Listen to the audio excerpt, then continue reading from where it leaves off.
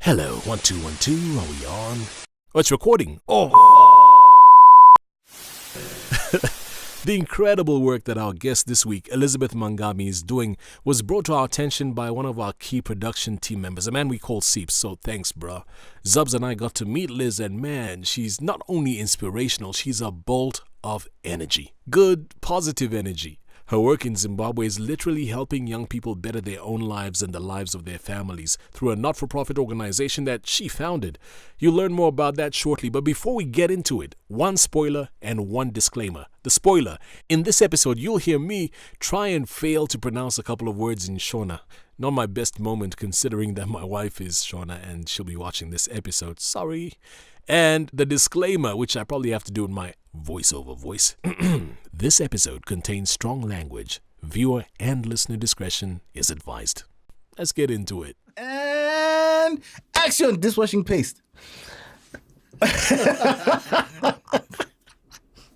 Chilu, what's up, bro? I'm good, man. I didn't know Zim had action dishwashing paste. What do you mean? Zambian thing. No, we had action dishwashing paste. Really?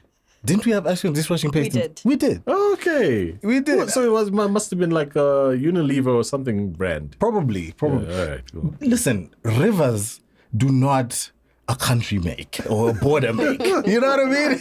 You know what I mean? Rivers do not a border. There's the That's Limpopo, true. there's Zambezi. Yeah. Wherever you come from, you can be a man of action. you've got surf, you've got Lux, you've got action dishwashing paste. Yeah. Welcome back to Key Africans. Chilu, it's good to see you again. It's always good to be here. Yeah. How was your week, bro? Week was good. It's been eventful and lots of learning, lots of winning. That's important. I learned recently that it's important to count your wins because we get used to the habit of only counting our losses. Yeah. Those are the ones we pay attention to. Yeah. And when we win, we're just like, okay, then we keep it moving. Nah, pause, take it, and revel in the Savor win. it. Say, yo, that's a win. Yeah. And enjoy that, So it's good that you're doing that. Yeah. We have a special guest on Key Africans Unlocked today. Yeah. Elizabeth, welcome. Thank you. It's so good to have you here. That's good to be here. Yeah? Yeah. Cool. How was your week? Good. Actually good. It was a very good week. So what was good about it? I flew in from Bulawayo yesterday and I flew on Air Zimbabwe. Oh. Exactly. I know people are shocked when they say, you flew in on what? Well, especially for me, because the last time I flew in on Air Zimbabwe, the flight was supposed to come directly to Johannesburg, but they forgot to inform me and the rest of the passengers that they had not taken people to Harare and Vic Falls. So I went from Bulawayo to Harare, and then Harare to Vic Falls, and then Vic Falls to Johannesburg. With wait times in between? With wait times in between, and they didn't give us any sandwiches or snacks. And I'm all about snacks. So sometimes those snacks on planes are nice. Exactly. So they were basically like, oh, where are you going, Joburg? Do you mind if we just pop over to Vic Falls for a little bit? I wish they'd say, do you mind? Oh, so you just woke up and you're at a different airport. I fall asleep on planes. That's the first thing that I do, even before the plane takes off, because I figure if anything happens, at least I'll be asleep. So I had fallen asleep, and then I woke up, and I was like, geez, our tambo is not looking, it's not looking fresh, it's looking a little dusty. And then I was, then welcome to Harare. I was like, what the fuck? And then I thought, okay, fine. And then we went to the falls. And then when we got to Victoria Falls, we had to get out of the plane and immigration and all sorts of annoying things. And then so I was expecting to be in Johannesburg at 2:00 or 2:30 because I had been meeting at 4, but I didn't get here until 6:45. So I thought that was going to happen this time round. So I was pleasantly surprised when You made it on time? We were here at 3:05. It was amazing. Wow. And the sandwich was great. It had it was a cheese and tomato sandwich with basil pesto and a cherry plum. It was the best. Cherry plum. Yeah. Yo! Do you know what cherry plum is? No, well, I'm just like, I'm going to nod for the sake of the You pod. have Let not me tell you enjoyed- about cherry plum. Break it down. It's in the realms of Mazoe, actually. Do you know about Mazoe? Yeah, I know Okay, Mazoe, so yeah. you're playing in the same realms. Oh, wow. Cherry plum is an amazing drink. Who made cherry plum? Wasn't it Sparletta? Sparletta, Yeah, yes. Sparletta made cherry plum. Oh, Yeah, wow. I think it's just Zim that had cherry plum, isn't So, it? yeah, I guess. Yeah, 'cause it's different from nobody else- action. No. I think South Africa also had cherry plum. Really? They Yes. should. Maybe? Yeah. No, maybe Good. not. Should Anyway. try Okay, some. no, I'll look out for it. Yeah. Yo, but that's quite a story that you made it on time. I always Yeah. thought that the whole time thing with planes was them actually being very prudent with it. So they would fly well beneath their like sort of speed or maximum limit. Yeah. Do you know what I mean? Just so they can traffic, you know what I mean? Make sure everyone is not crashing Yeah. into the other in the air. So a 45-minute flight might actually be a 50 In real minute life. flight, you know? So if you need to Makes make up sense. time, you actually can. As long as you tell everyone else. I had a situation similar to you, but it was a Zambian airline called Zambezi Airlines. I think it's since gone under, understandably. You know, I organized a conference in Lusaka and had like some very respected media people from Joburg booked on that flight. I'm in Lusaka. The conference is the following day. 9 o'clock there at the airport. By 2, they're still in the lounge with no word on what's going to happen. Eventually, the plane took off from Joburg and went to Ndola. Wow. Which is Ndola is probably like 400 k's from Lusaka. Oh, jeez. And then they had to do the whole thing. You know, with, like in your situation. Then I think they arrived in Lusaka at 9 at night. So it was. They made it.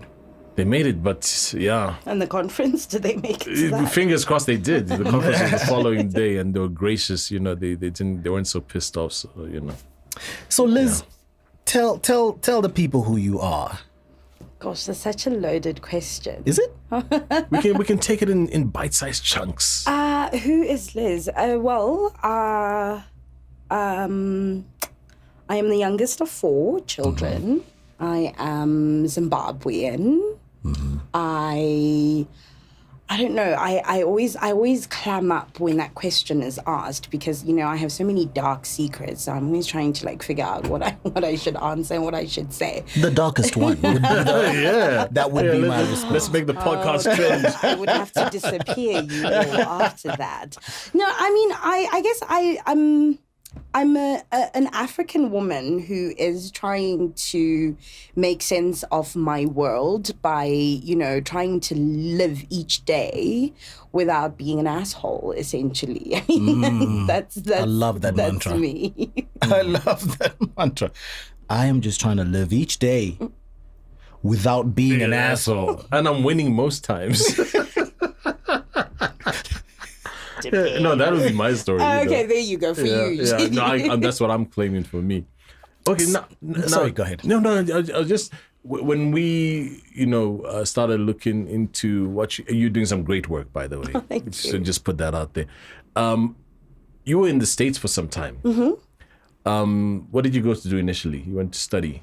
I went to go to school in the US and I left Zim in December of 1999. So at a time where Zimbabwe was, I guess, preparing for what we are now infamous for, which is, you know, the resettling land and the fall of our economy. So there was no resources at home in terms of you're going to go to America and go to school, to any school that you want. And I pretty much effed around in high school, so I didn't have any impressive grades. So there was no scholarship to be had. But my sisters were there, and I got to the US and worked a little bit as a nanny and tried to just kind of figure out how I could go to school. While I was there. And so I ended up eventually getting a degree in political science and women and gender studies. And then I did my master's in women and gender studies with a focus on post-colonial feminist theory and conflict resolution, international relations. So I wanted to work for the UN. That was sort of like what I wanted to do. And obviously I don't want to do that anymore. And so I had to work to go to school. And one of the jobs that I had was running a youth program in Chicago, working with at-risk youth, so youth who are in gangs, essentially. And our mandate as youth officers was to get these young kids who were doing very well hustling, and the reality for these youth in the US, especially, so predominantly Black youth, some Latino youth as well, but they have to work essentially because parents aren't working, or if they are working, there isn't enough money. So once you come of a certain age, you're expected to contribute. And if they want anything for themselves, nice things and whatnot, they have to work. And often for Black youth, a hustle is how you make your money. So the program that I was running had identified that there were these kids who were doing really well with their hustle. So they had a natural inclination for business, and they were doing really well, but they were doing illegal things really well. And so in the 80s, this guy created something called the National Foundation for Teaching Entrepreneurship in Youth. And it was basically a small business development course that's designed for low literacy youth, and basically helping them tap into their natural business acumen and helping them take that natural affinity for business to do legal things as opposed to running their hustle. And so I as with many programs, social programs in the US, everything looks really good on paper, but it's not really it doesn't have the results that you would expect. So I spent a good how long was it? There was 2 years that I did that, teaching young people how to run a small business, job readiness training, and then at the end of it, getting them summer jobs where they were making, then in Illinois, the minimum wage was about $6.50 an hour. And so it wasn't really attractive to them. It was somewhere, it ended up just sort of being a holding pen for them during the day so as that they didn't get into trouble, but they weren't really taking what we were teaching them and making it work for them. And after that, I got a job with a sort of an economic development organization working with women in the Chicago housing project. So a lot of women who had been, who were substance abusers, who really just hadn't had the right start to life. And my job was to sort of help them, now that they turned around, figure out, it was called the Family Self-Sufficiency Program, figure out how to make their lives work better. And in doing all of this, as a Black woman, an African woman who sounds the way that I do in America, doesn't make sense for a lot of Black people. And just the cultural challenges were just, I felt that there was a lot of value in what these programs were doing, but I couldn't bring any value to it because I didn't have the cultural context. And so I started thinking about how I could take what I was doing and make it work for youth and women in Zimbabwe. Prior to that,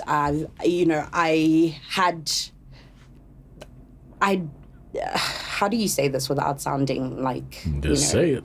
Okay. I would say that as soon as I got to the US, I knew that it wasn't the place for me. I was excited to go when the opportunity came about and everything was sorted and you got your visa.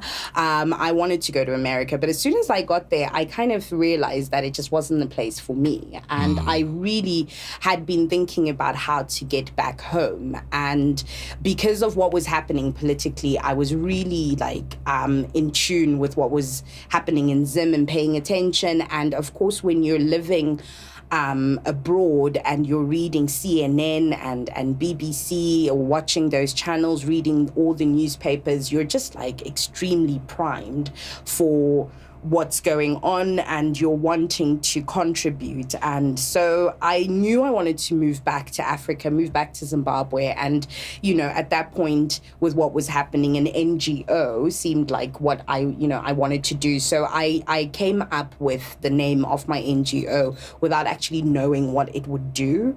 But I knew that eventually that's where I wanted to go. So then, working with these youth in Chicago, I started thinking about youth communities in Zimbabwe. And at the time, in 2007, Zimbabwe's life expectancy for women had gone down to 34. Wow. And I was 27 at that point. And so just kind of doing the quick math was, realizing that in 7 years as a Zimbabwean woman I could be dead. And so I wanted to sort of put my focus on, changing that, however one would be able to do that. And doing research and whatnot, I read about the aftermath of the Rwandan genocide, and they were describing child heads of household and how they're these kids who are living on their own, taking care of themselves. And I figured that there had to be the same sort of, community of youth in Zim, and that they needed some sort of support. And this, NIFTY,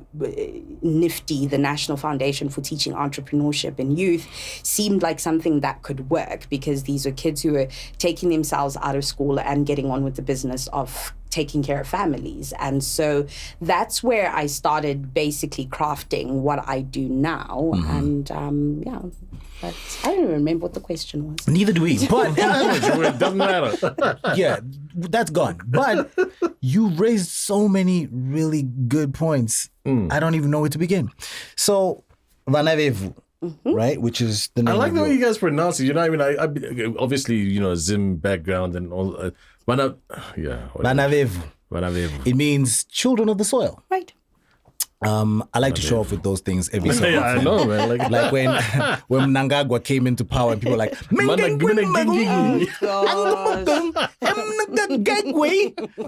was like, Mnangagwa, bruh. But anyway, Vanavevu for me seems to be the culmination of the essence of who you've always been. When you think about it, you seem to have been the kind of person who's always been steeped in community, and all your journeys have been kind of leading you to this point.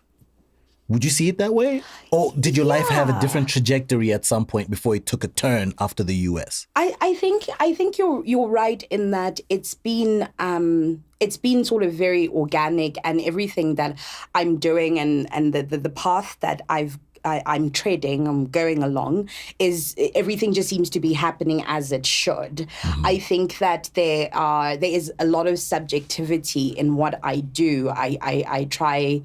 I locate myself in what I do. And one of the things that appeals to me in working with youth is that as the youngest of 4 children, my oldest sibling is 8 years older than me. And so there was a period in which I was alone a lot of the time as a teenager.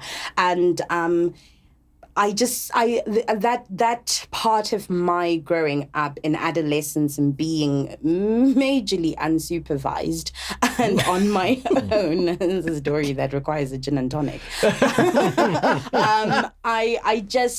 I know what it's like to be that young person who's going through your own psychosocial development and a lot of angst, a lot of you're not averse to risk, you're taking a lot of risks and just not being understood. And I think because I'm also the youngest of 4, there is chronic regression when I'm with my siblings. I complain all the time that when I'm speaking to them or we're engaged in anything, I'm just not taken seriously. My brother looks at me like he's talking to an 8-year-old sometimes. Last born syndrome. Exactly. And I think working with youth who are having to fight to be taken seriously because they're young people. And we know that teenagers are not enjoyed even in the best of circumstances. So think about not, being an adolescent with all these hardships.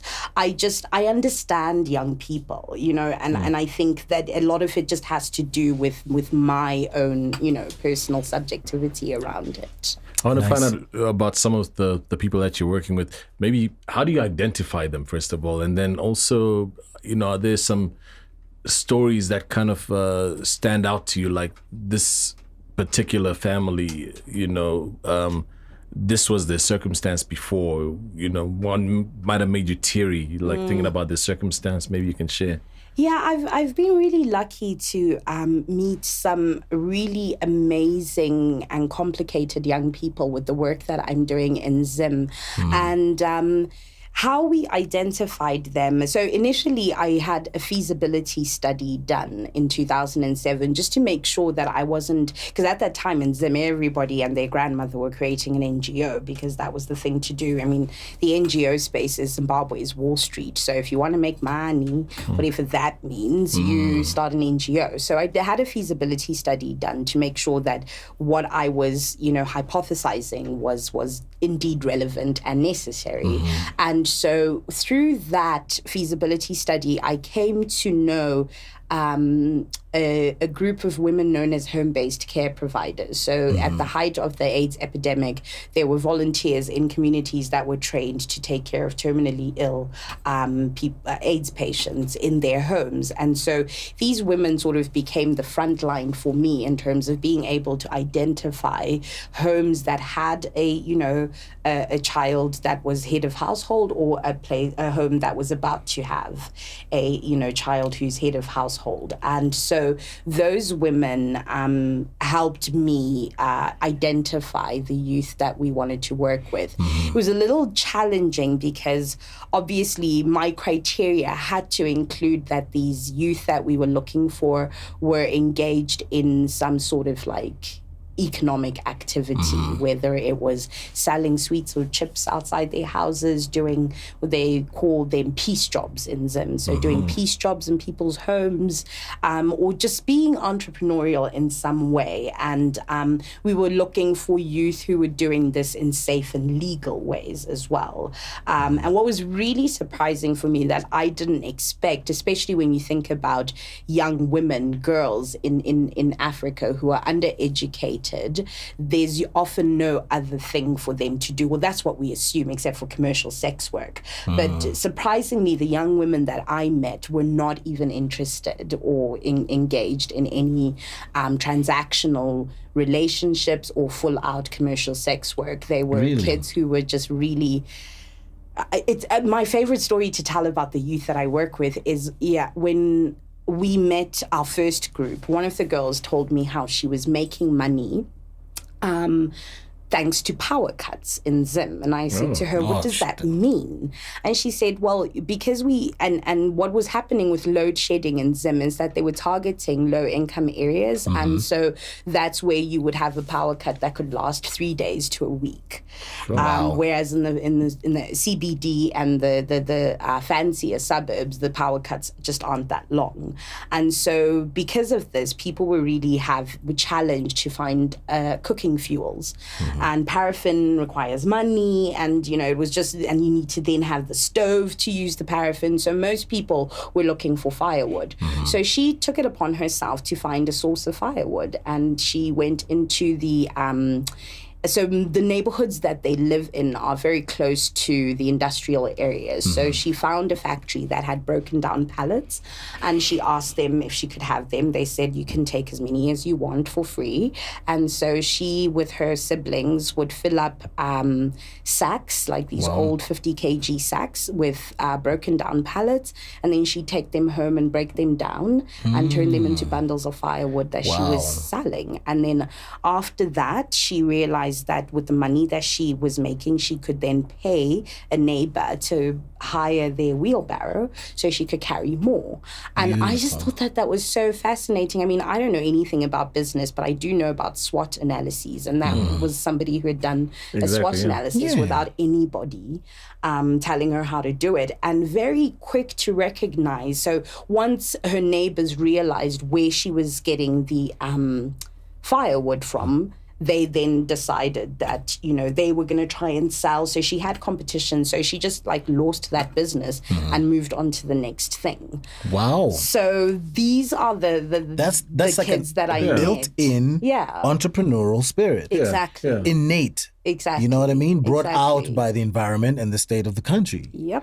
You know what? You said earlier your master's had a specific focus on post-colonial feminism. How do you think men can play a role, especially in Africa, in that regard? Let's put it two-pronged. What do you think is the biggest issue in Africa as far as that issue of post-colonial feminism is concerned, and how can men play a role in that? And this would be experientially among the youth, as far as you've experienced. I think that the biggest challenge that we have, and, I have to sort of like put a disclaimer in case there's any sort of like academics that's listen to this. This is a matter of opinion. This is very opinion based. At any given moment, someone might whip out a gin and tonic and then it could go all the way south. So don't take any of this stuff as gospel. Yeah, post-colonial feminism it's such a broad term, but I think what I understand post-colonial feminism to be is sort of addressing the impact of patriarchy on the experience of women in post-colonial countries. My initial study or my research or my inquiry for my master's was looking at how we understand meanings of national identity and citizenship for women in post-colonial Africa, especially when you look at countries like Zimbabwe that fought liberation struggles. And you also see it in South America, where at the time that there is a movement toward liberation, women are given really high esteem in terms of them being put at the center of the struggle as those who are going to benefit the most when independence is won. And then as soon as independence is won, women are relegated into this mother role. And in Zimbabwe, where an opposition movement, especially at the time that I was studying, was rising, and it had a lot of women and very vocal women, you ended up having a situation where you only have two identities that you can harbor as a woman. You're either a mother or you're a whore.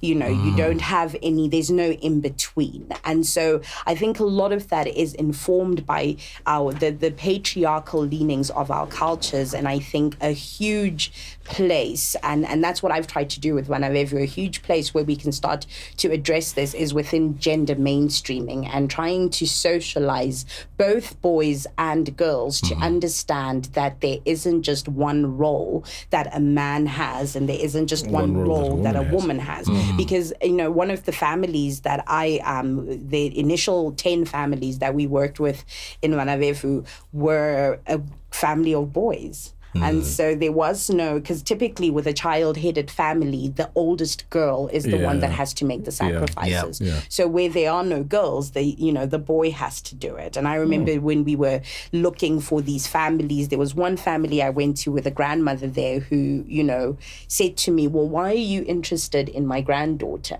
She's not the head of the household. Sydney is. And when I asked, in terms of who was responsible for certain things, especially the economic welfare of the family, it was the Wendy who was responsible for it, but the grandmother just didn't see it that way. And so I think that's where you can begin to start addressing whatever post-colonial feminism will mean to each individual, but it's just kind of addressing those ideas of gender roles and who's responsible for what, and does it really even matter who washes dishes and who it's interesting you're saying this. I had a conversation about 2 months ago, and a gentleman gave me a thought, and he said, chew on this. And he was talking about how in Africa we have, say in South Africa, you have the ANC Women's League, and in Zambia maybe you have a political party which has a women's league and the youth league or whatever. And he was saying, in his view, that's kind of a way to kind of group people and cage them so that they don't, get into larger debates to do with power within their parties. You were saying, do you ever hear of Democratic, or Republicans Women's League over in the States? And so, he said, bank that and think about it. And I'm not sure if it plays a role in this discussion here, but I think that there's so many roles in which, if we're just humans, we should look at us with without those definitions kind of caging us. I agree, and I think a lot of it is a cultural thing, but our continent is at a point in its development, I think, for the most part, where the gender roles they're not as clear cut Do you know what I mean? Like, I think for a place like Zim, I don't think it matters whether you're a man or a woman when it comes to doing the dishes, because dishes must be done. Do you understand what I mean? And I don't think it should matter, because dishes must be done. And that is as an analogy for where the country is at this point, just in terms of rebuilding, in terms of trying to get back on track as a nation. If things need to be done, I don't think it matters who does them. You know, if families need to be kept together, then they need to be kept together. And I don't think it matters whether it's the guy or the girl or the man or the woman doing that. Do you understand what I'm saying? I would disagree which is why I feel like, you know, feminism in general as a movement has to then be subcategorized into, are we talking about in the African context, or are we talking about in the global context? Because those differences matter. What do you think? I think you're a very progressive man to say that, quite honestly, as a Zimbabwean man. Are you Shona or Ndebele? Ndebele. Okay, so that actually makes a difference. Does it? I think it does, at least in my experience of having lived in Zim for the last, how long have I been back in Zim? For the last 7 going on to 8 years. As a single woman living in Zimbabwe, I find that I'm always placed to have to justify my existence or how I choose to live my life, because I don't adhere to gender roles. What you were saying earlier, what I was saying that I disagree with is that, you know, there is definitely that attitude in Zim that we need to get things done no matter who, until there's women in the room. Do you know what I mean? My favorite story to tell, it's happened to me twice, where I've been invited to sit on a board, and when the secretary position comes up, everybody looks at me. Wow. Everybody looks. It happened with somebody, a Zimbabwean guy who was putting together an effort in the US to do things in Zim. Got a bunch of us together on a conference call, and I think it so happened that I was the only woman on the call. And the minute we were now divvying out the duties, Liz, you'll be secretary. Wow. No question. Do you shocking, want to be secretary? Liz will take the minutes. Then it happened again with a board that I sat on in Harare. And then, of course, I ended up taking it because I wanted to be on that board. But, but you know, Liz will be the secretary. And I remember when I sort of spoke up to say, but why? Their reasoning was that I had my laptop with me. So you know how to type. And I was so passive-aggressive with those guys. I would take 2 weeks to send the minutes. I can be quite petty. So we got a long way to go, is what you're saying. I think so. When people's bellies are crawling on the floor, we're still trying to one up. The minute people that get is unfortunate. Stability, they snap back to those backward ideas. I struggle with the youth that I work with, even with the girls, you know, in terms of working around, you know, giving them tools of empowerment and helping them recognize what their power is. I fight a lot with the girls. I find that the boys that I work with are more open to exploring and unpacking gender dynamic and gender roles, but the girls will tell me what in that very essentialist way, this is what a woman does and this is what a man does, and what you get out of it is that circumstance has made it such that they step out of those roles, but the minute there's any stability, they will want to go back into those roles of. What do you think that's about?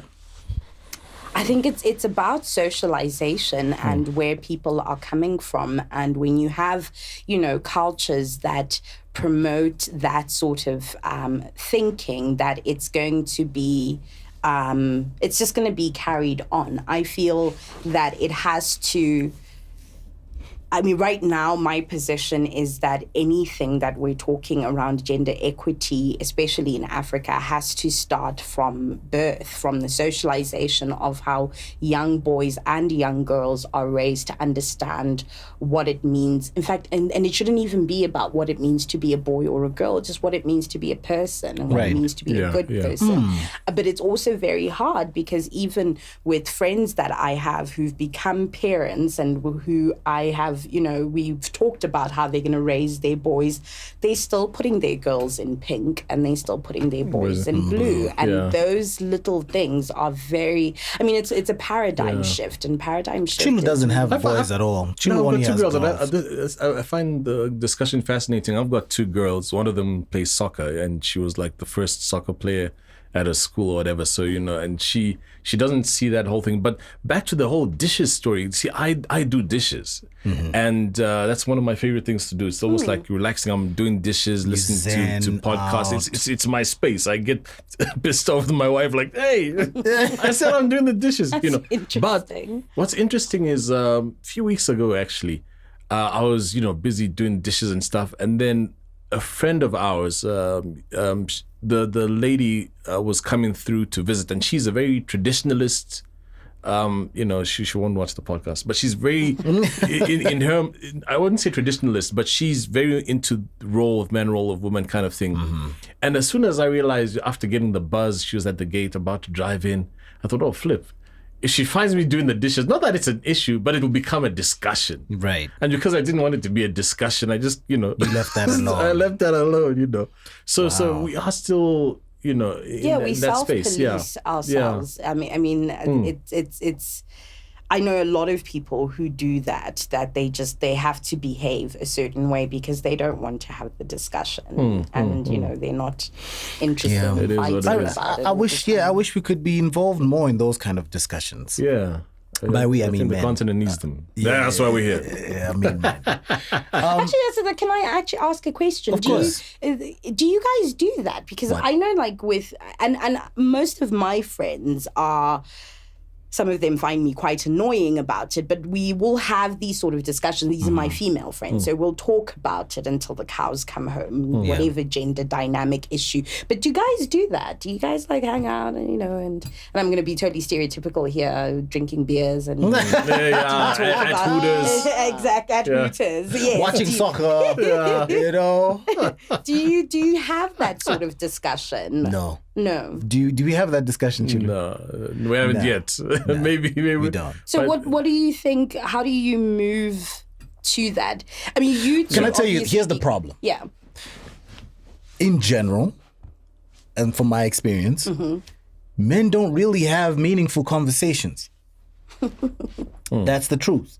In general, men get together and have conversations that will encourage camaraderie, a feeling of brotherhood and togetherness. When men get together, it's generally a good time.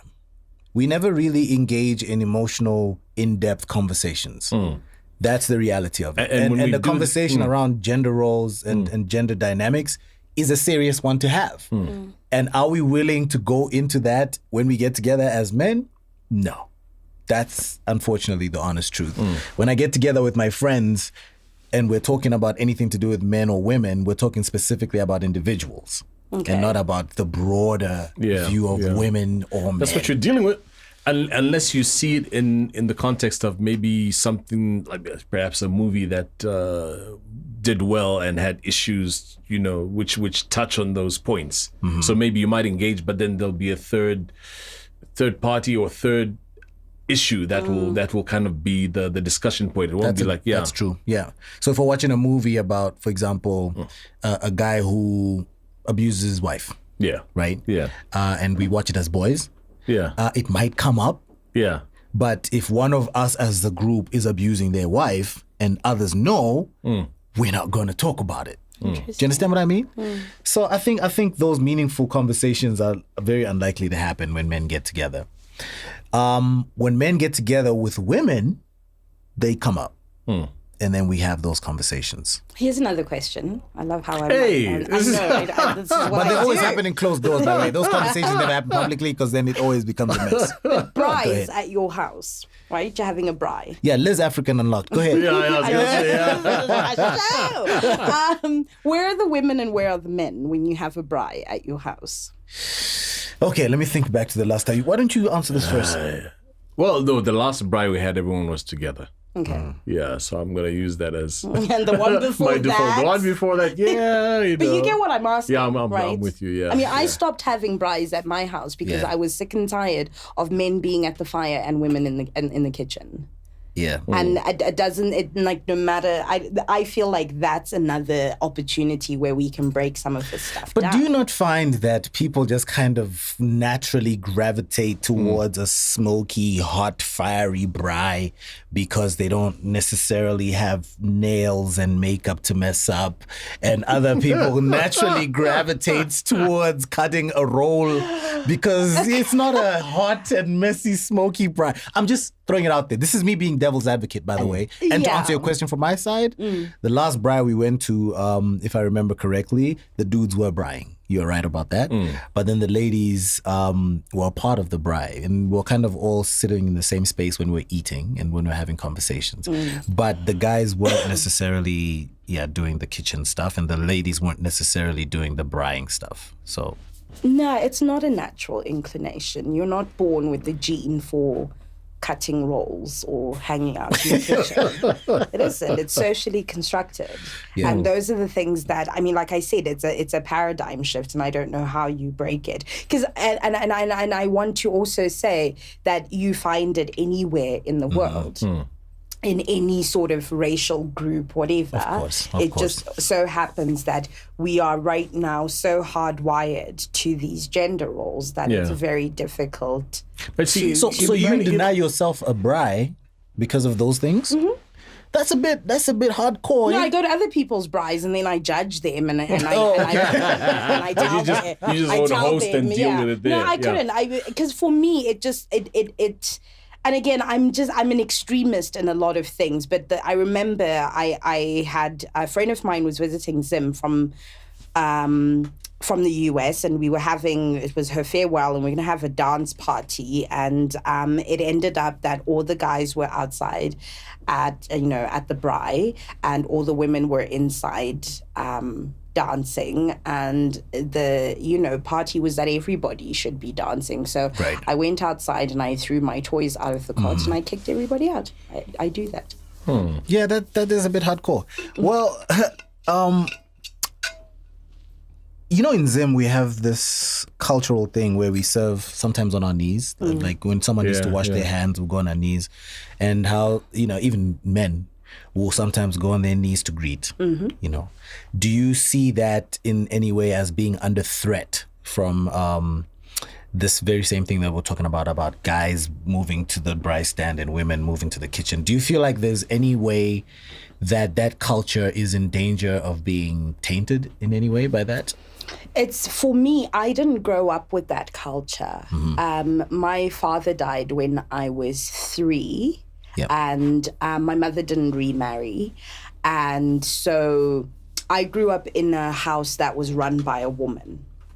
And whenever we had male relatives visiting, my mother never taught my sisters and I to do that kupfugama, to go on your knees when you greet. Oh, I is mean, that what? Because in Zambia it's kufukama. Same thing. That's what it is in Shona. One people. Yeah. Right. Cool. So yeah, so Guys I, fugama as well, eh? You must know. Sorry, guys fugama. Yeah. Yeah, and, I and didn't women know fugama as that well to about women. guys. Women fugama to women as Yeah. well. Yeah. I Fugama nation. I think sometimes people think only the women are fugamaring and the only women fugamaring to men. But for example, Yeah, in my no, home, I- I would fugama to visitors Yeah, same. Yeah, too. I'd also do the same. Yeah, and So, yeah, in my my sisters would pugama experience- to women as well. You see, so it's my experience. It's been that the women are what's the English word for kneeling anyway? It's I'm just trying to be Genuflecting. Here we go. Yeah. You Catholic. Almost just. I went to St. John's High School, very Catholic high school, before I went to Prince Edward. No, I'm not Catholic, but you know, Yeah, my so wife is. women will kneel and boys will go on their haunches. right? So they'll like kind of squat.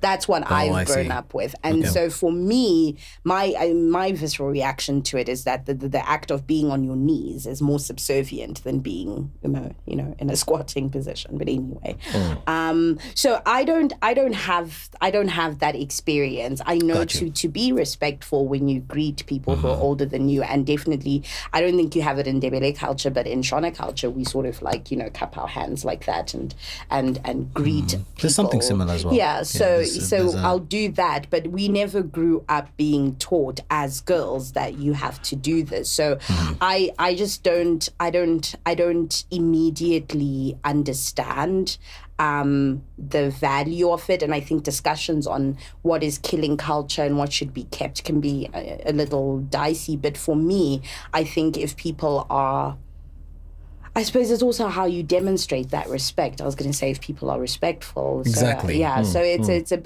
bit of a challenge, but because I know like I always have challenges like in relationships, like romantic relationships, because there's just, you model how to be in a partnership, I think, when you see your parents do it.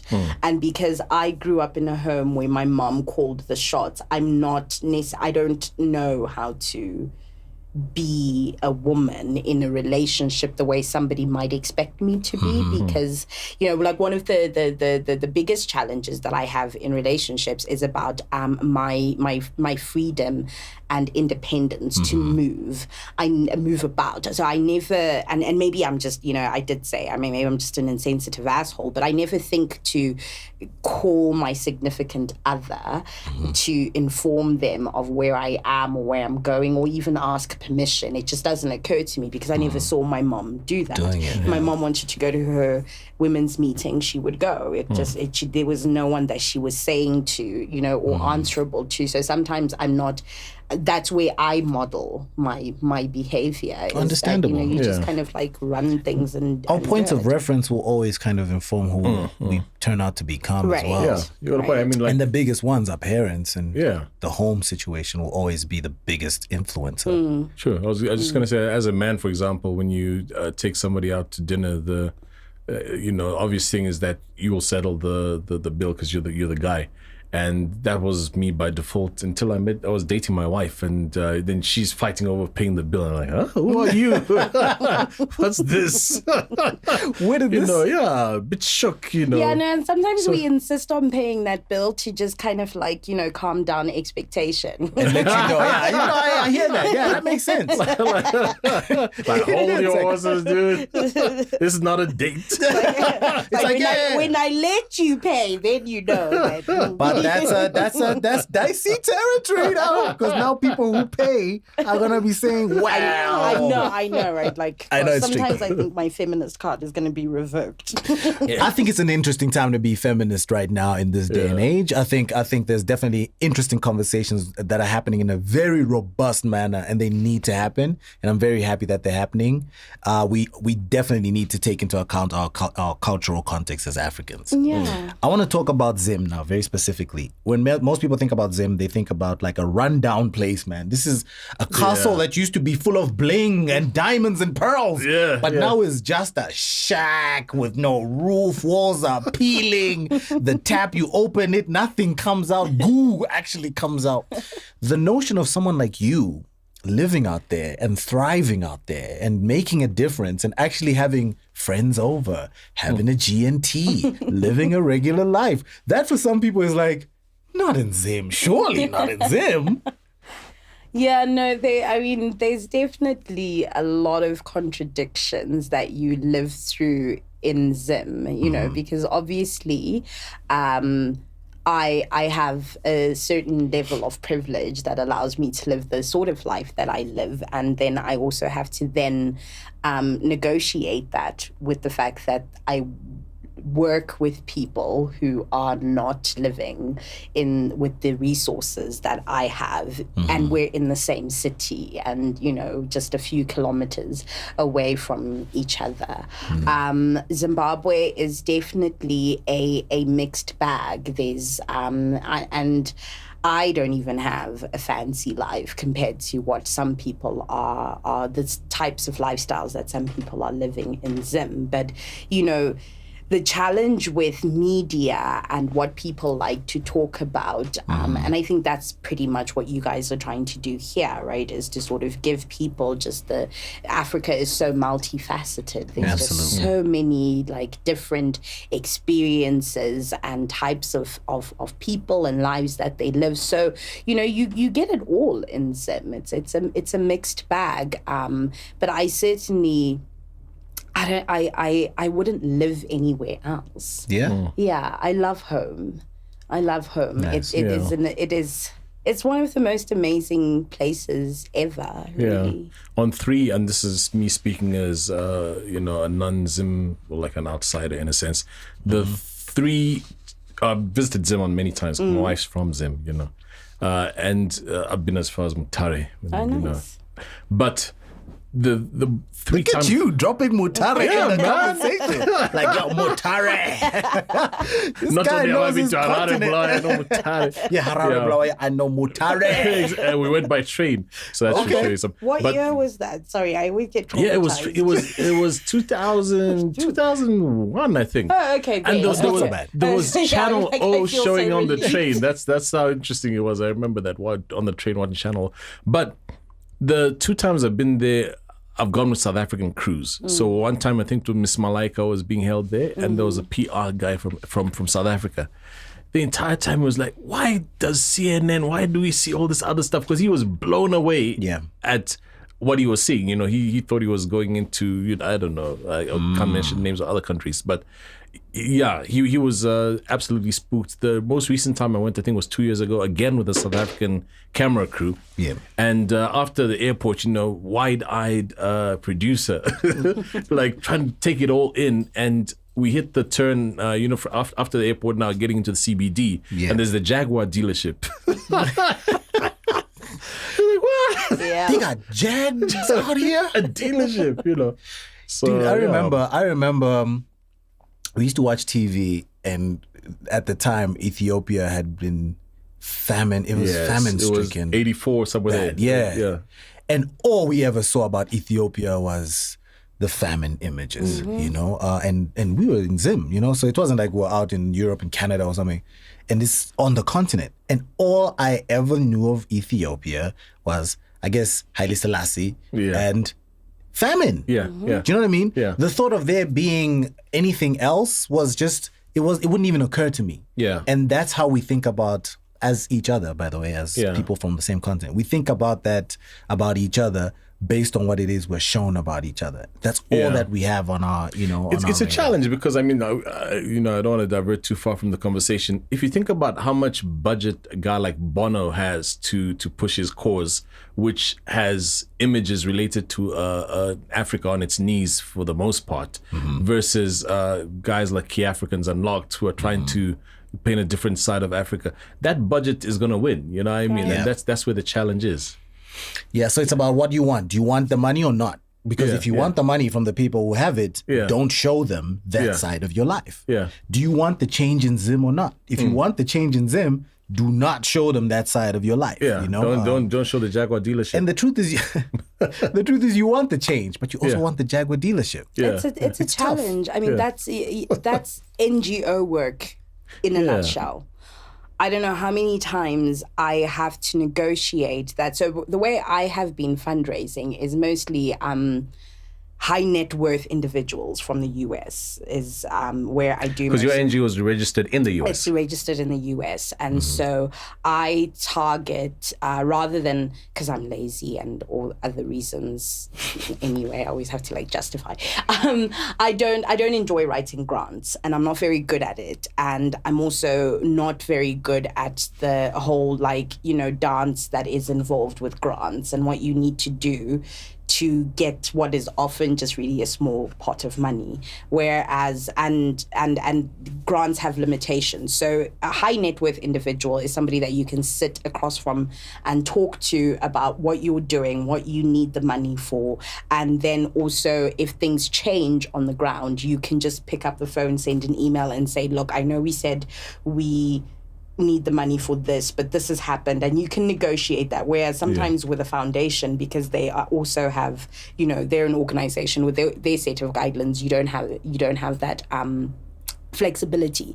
But in that, you also then have to, you're representative of your continent, of your country, of your people, of your tribe, of your street, and I remember many a time having to have very uncomfortable conversations where I'm showing images of the work that I'm doing and the youth that I work with, and you have somebody say to you, why are their teeth so white? Wow. I've had that question before. Or you talk about, at the time, I don't know why I was talking about cell phones, but then I got the question, if they're so poor, why do they have cell phones? Yeah.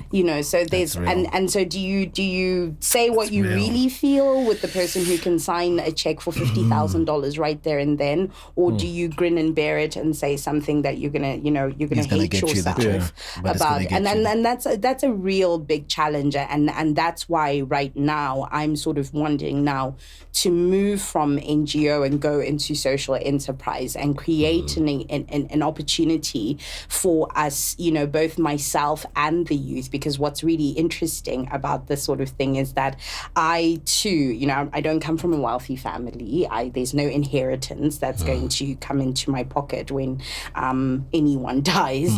And so I'm earning from this funding that I raise, as well as the youth are trying to get a life out of it. So for both myself and the youth, it's a very difficult and often painful negotiation, because you're trying to maintain your dignity, but you're also trying to appeal to somebody's charitable nature. And so wanting to move now into where it's just a business that gets paid for whatever services or products rendered, then, I'd rather do that, because you, and it's something that I've been writing about a lot, is just this whole, I'm calling it the Ngo Lament. It's just, there's just so many things that you have to swallow, and things that, especially I'm sure you can tell by now that I have very strong opinions, and and I can be very black and white about what my principles are and whatnot. And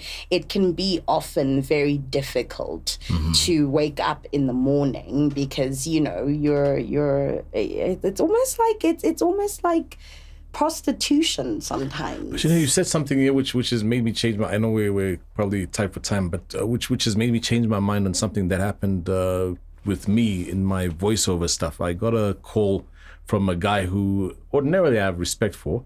Then he says, I've got an NGO thing, so please can you do a voice and send me the audio? And it was about, the whole Africa miserable, children dying or whatnot. I read the script. I didn't like it because it was very it was that kind of script that you would paint that picture of Africa. So I did it, sent him the audio. Then he comes back and says, can you sound a bit sadder and more desperate? Wow. And I said, no, then get somebody else, because I couldn't go there, And those are the words he used? Sadder and more desperate. I should have the email in my archives. No, but no need. I prove it to you. Prove it to you, Zabs. No, but that's, but I was all this time thinking, maybe losing respect for that guy, but obviously he's got other people who he's answerable to that have the problem, and so man. And they have to convince the guys at the end of the day, the ones who have to release something and be convinced, they have to be convinced. So can you please be more convincing in your desperation, exactly, and in your need, so that these people can believe it. I should compress this story into 30 seconds, man. I want to tell you, I thought it'd be too long, but I can make it short. There's a friend of mine, he's since passed away, Chris Mahoney, so he's a cameraman. And he was called in to shoot the visit of a minister from Ireland who was in Zambia on one of these missions, And so they were going to land at a place, visit a place called Lilai Lodge, very fancy lodge and that kind of thing. So Chris sets up his camera angle so that as the entourage comes in, he's going to pan from the buildings onto the camera, onto the cars. Right. So he did exactly that. Beautiful shot, cars in focus. And then he says the minister came out of the car straight to the camera and told him, don't get rid of that shot because they're not supposed to see the beautiful buildings, Wow. you know, because of the constituents. Obviously, you want to just see a desperate Africa on its knees. You know, we're getting Yeah. to a time where people have got cell phones as cameras everywhere they go. Yeah. You are not going to be able to hide the reality of what it's like on the ground. Right. Doesn't matter whether it's a reality you're proud of or a reality you're embarrassed about. People will know about it. You won't be able to lie your way through that anymore. Those days of that type of propaganda reigning, they're over, man. And you know, and if you were relying on that before, it's about to be a new day for you now, bro. You know. Did I bring a damper into the room? We all just No, seems this conversation. somber this and conver- sad. this conver- Very thoughtful. Let's lift it up. How do you pick your spirits up? I mean, when you get There you into go. some of your situations, like you said, you got child-run homes out there. You're feeling. You said you feel a little bit like a whore with the NGOs. I mean, how do you feel fundraising. better?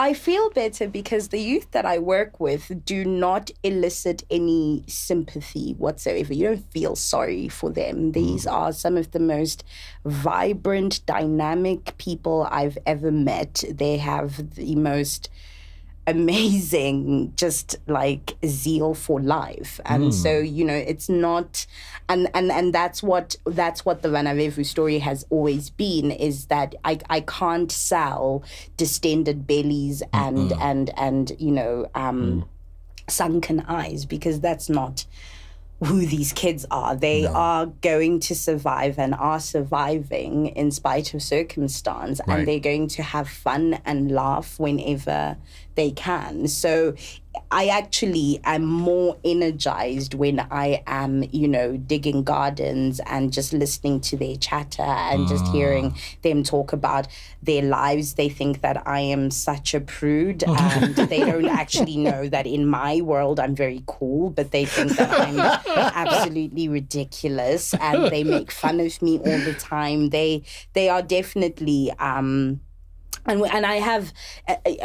I have very good relationships with them. You know, the economic situation in Zim being what it is, I often lose a lot of the youth that I work with to this part of the world. They'll come to South Africa in search for better opportunities. But you know, the ones I was just chatting with one of the guys who's here, and he's got a job installing, you know, those boom things at malls for security. Oh, wow. And you know, he says to me, so what's going on? What's up with Vanavevu? What are you doing? And I was like, you know, we're making candles and giving him an update. And he's like, yeah, candles, you should scent those. You put lavender in them, which is what we already do. Nice. And he's like, you know, because white people like that. So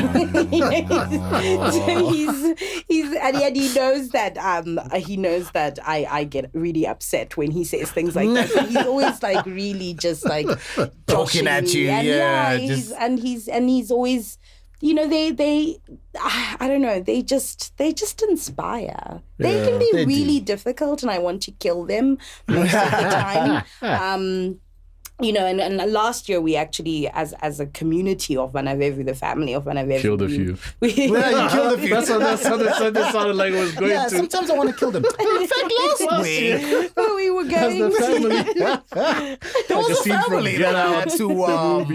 Right. No, yeah, we had one of our boys moved to South Africa, moved to Johannesburg, and unfortunately he died last year. Oh, sorry to hear that. Stabbed and left to bleed to death on the streets Oh, wow. of Joburg. And it That's unfortunate. was really hard for us, but you know, the other guys came together in ways that I just never expected them to, because obviously he's here undocumented and he's not, you know, he's not legal. And they managed to just work together with his family members that were here, and they brought him home and we buried him. And it was, you know, very sad not to have Moffat with us anymore, because he was such a card. But it's just watching 60s, and they're not together, kids. yeah, You actually, we used to have this, like, it was a jar for fines every time we call them kids, because kids are baby goats. But these youth are just, you think we have problems. We don't, No. you know, and that's what actually forces me to get up. And so I don't have, I remember last year I was down in the depths of depression because I had a phone with a cracked screen, and it's not a big deal. It's not a big deal. And they have really taught me to appreciate life and just, take on the challenge, whatever it is. You just kind of have to get on with it because they have to get on with it. Right. I remember in those interviews, these initial interviews where we would learn that they go 3 to 5 days out of the week with only one meal, if a meal at all. And you ask, so how do you, and that question of, how do you do it? How do you feel? They sort of look at you like, well, you just have to get on with it. Yeah, I mean, what are you going to do, right? And you have to make it when work. you have a meal the next day, you appreciate that you have a meal, and the sacrifices. I mean, I think of myself when I was a teenager, I would never have thought of, sacrificing the way. And again, I'm a youngest sibling, so I wouldn't even know what it is to have the responsibility for anyone, younger than you. But they make those sacrifices, and they get on with it. Sure. They really get That's on beautiful. with it. Joe, I love that. Man, I feel like going to save the world. Let's No, talk that's jobs. deep, yeah. So here's what we do out here. When we come to the end of a podcast with an incredible key African, we do a rapid fire question session. Okay. Yeah. Where we ask you something, or we say a sentence to you. Usually it's got two options. You pick an option that resonates with you. Okay. Sometimes we ask you why. All right. You pick that out of the two. Sometimes you can even volunteer why you pick it. It's on you. Okay. It has to be quick. Okay. You have to say what comes up into your, well, knowing you always say what comes into your mind. You always say the first thing that pops to your mind. That's like the Liz way, right? Always in So trouble. carry on with the Liz way in this particular section. And then we'll just see how that goes. And then we'll wrap it up after that. Is All that right. cool? That sounds good. All right, cool. Let's jump right into it. I'll start. These questions were clearly prepared before we got to know about your taste. But anyway, I was gonna say I looked at question right? You're one, like, and if I'd known, wine or whiskey? Single malt or Single whiskey? malt. Both. Can I have both? Yes, you can. Yeah, both. Okay, yeah, You can. yeah. This one also heels or sneakers. No. Did you just look at your feet? Are you trying to ask your feet for the response? You're like, wait, let me ask my feet. Move the toes. What am I wearing? Exactly. So what am I wearing? None of the above. Okay. But Tommy's. So comfort Tommies. first. Yes. Okay. Favorite indulgent treat? As you can see, this is not a either or. This- Creme brulee. Oh, I beautiful. thought you were gonna say what's the one on the aeroplane? Oh, the cheese and tomato sandwich. No, What kind of treat is that, bro? Cherry plum. Oh, cherry plum. No, can I tell you, cherry plum is a staple. It's so not it an can't be a indulgence. favorite indulgent treat. No, Okay, that's standard. Okay, all right. It's my turn, eh? Yeah. Beyonce. Oh, Whitney. Whitney. Okay. Really? I have issues with Beyonce. Really? There's actually... I thought her Who Run the World girls thing would. It meant that no one would ever have issues with her again if they're a woman. Chilu's like that. It's like, It's too commercialized. But there's actually, like, Beyonce is becoming a phenomenon, and maybe I just need to stop resisting it. But there's a class, I think, Rutgers University in New Jersey has a class dedicated to Beyonce. nice. Really? Yeah. I don't know. I don't believe her as a feminist, if you know what I mean. No, please explain. I just think that there is like there was the time she did and I don't know her music that well, but there was the time she used Chimamanda's speech or something, on, yeah, in one whatever of the it was, songs. and it just seemed really aptly timed and like manufactured. But then you know, we all in a breakup sing to the left, so maybe I am a Beyonce fan. I don't know, but I don't know. I like to not like Beyonce. You like to not like her. I will not like Beyonce's new song. I will not. Okay, now you're entitled to that. I have a lot to say about that, but I won't go into that because I am a massive Are you a massive Beyonce fan? Yes, I am. And not Really? just a massive Beyonce fan. I'm a massive Beyonce-ness fan. I think that's actually more important than her music. Beyonce-ness. Yeah. Do you think it's real though, the Beyonce-ness? Yes. And I mean, she can For what create it, and I think if it informs and empowers, that's great. But is it truly lived though? I think that, you know, because you're asking a guy who's heavy into comics and sci-fi and things like that. I don't think ultimately, I don't know her personally. I don't think that's important to me. I think what's important to me is what is the impact of what you're doing? Okay. And that for me is kind of where I put the Beyonce-ness into. Musically, yeah, there's a couple of dud songs here and there, but for the most part, her catalog is amazing. You know, so just on the strength of that, I'm like tick I box, would tick box. take Beyonce-ness. I think that's more. Ooh, I've converted Liz. I was gonna say, are you switching from Whitney now? No, I still love Whitney. Okay, all right, cool. Beyonce-ness is not just Beyonce. to make it clear. You know. All right, cool. It's an unfair comparison though, because I mean, you know, Whitney's still alive. Alive, yeah. All right. Okay, I'm doing the final one, right? Yeah. Favorite place to eat in Harare? In H-Town. I know you're from Blayo, but that's why it's a I know. curveball. That's why it's a curveball. It's not a place, but it's a type of place. Okay, that's fine too. You know the new like braai thing? It's like African stir Oh, fry, yes, like yes, dango, yes. where they mix everything Correct. together. Yeah. I love doing that in Harare, but I don't spend a lot of time in Harare. I don't like that place. Understandably so. Yeah.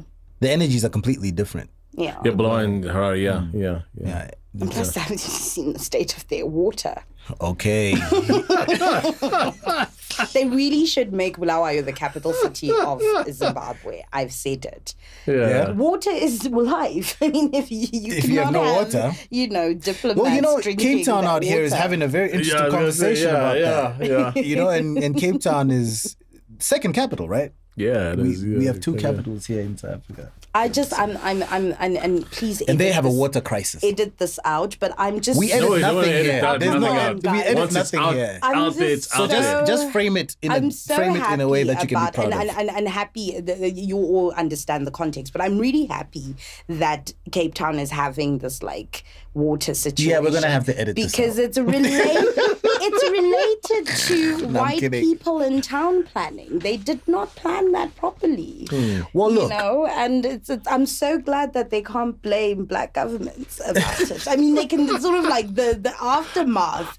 They can in terms of how they should have known. this camera was shutter like happening. Moots is editing on the go. no. We keep it. But I will say this though: when the water dries out, Yeah. and everyone starts to die of thirst, right? Yeah. There will be a very skewed stat on how many more people are dying of a lack of water, and that should speak to the desperation of our people, you know, and how we should address that. You know what I mean? But I mean, who puts landfills on your aquifer recharges? Like, what are you doing? Your underground water is completely ruined now. Okay, now you're talking that master stuff. We don't know what an White aquifer people thing did is. that. Like the sources of your underground water, at least from what I've and I have to tell you, I like read headlines and I don't go into detail and like, you know, the swipe left or whatever they say now.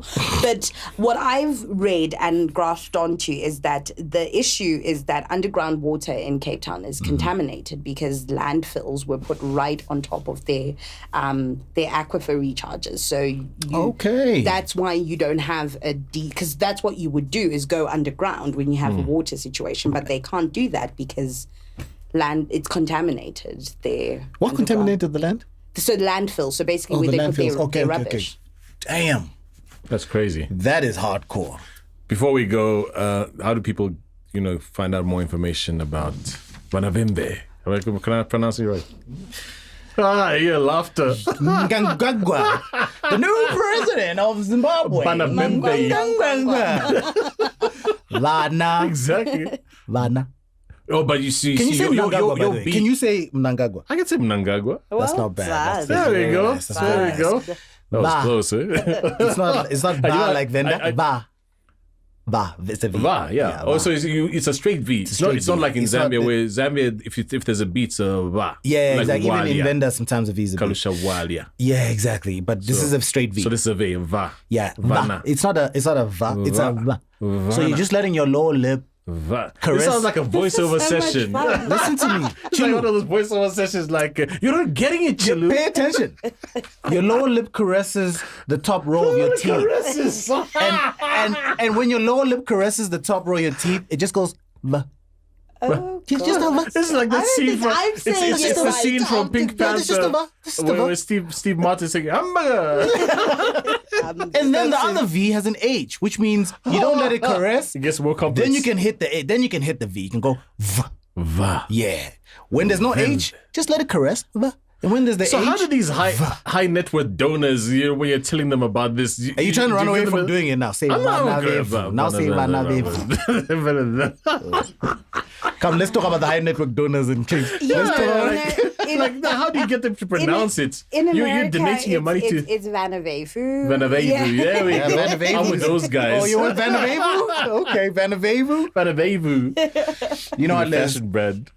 Thank you for coming through. Thank you. This has Obviously, been so people are much linked up. fun. They already have your links and access to Yeah. everywhere. Good luck with Vanavevu. Thank you. I think you're gonna find that this era of Zim is going to need Vanavevu, and therefore Vanavevu will do really, really well. Hope so. Now that we're here, and God rest the spirit of Moffat and everyone else that that you have touched, and also that have had to, in pursuit of a better life, transcend the space. So God bless their lives and their souls, and God bless yours and your efforts. Thank you. And may you enjoy the rest of your stay out here until we see you again soon. You're always here, so Yeah, we'll catch no, up. I'm always here. right. I love Joburg. Go to Woolworths. Amen for days for everything's upstairs. Thank you. you. No, this has been really fun. It's really fun. Great. Then we've done our job here. Our job here is done. We're done. Vanavevu.